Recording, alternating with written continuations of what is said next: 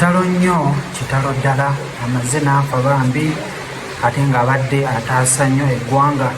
Spire abika muganda we Dr. Spire SsentongoHenrobZzana yabuzibwawo ng'asangiddwa nga yattibwa mu bukambwe. Era ng'ono Bambi abadde amanyikiddwa nnyo okubeera nga ajjanjaba endwadde z'abakyala. Katusabe Bambi omwoyo gw'omugenzi omukama ate abeere nga agulamuza kisa. Kamugerako ka vidiyo wano ate obeere nga olaba.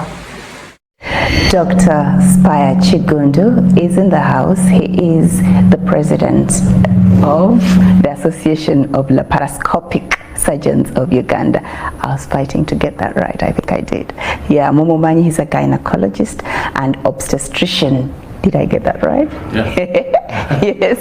Azze tugenda kwogera nnyo ku bintu bya infertility. There is era nga bwe ngenda okulagako wano mu maaso okumanya nga omusajja ono abadde n'amagezi mu mutwe guno ng'akola bingi ku bakyala, ebizimba mu mbuto, abaana baganya okubeera nga batuula mu lubuto, byonna ng'omukyala gw'onooba ng'onoonya omwana Bambi abadde agezaako okubeera ng'afaayo.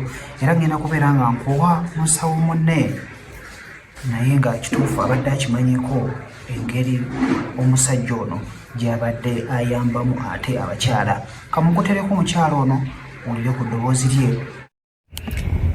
Imaging is my passion. Olwaleero siri musanyufu, ndi mu kiyongobero olwa Dr. Spire.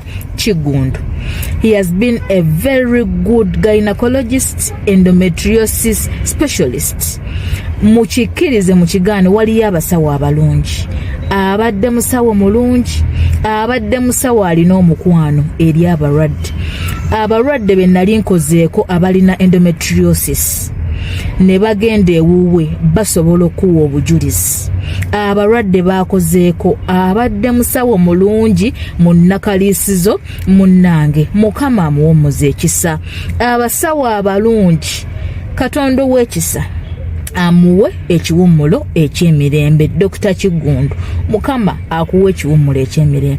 Akoze omulimu gw'obusawo n'omutima ogu. Ayambye abakyala abanoonya abaana n'omutima ogu bangi bamuwaako obujulizi. Abakyala balongoosezza fibroids because abadde laparoscopic surgeon. Mukama Dr. Kigundu akuwummuze ekisa mu nnakaliisizo munnange.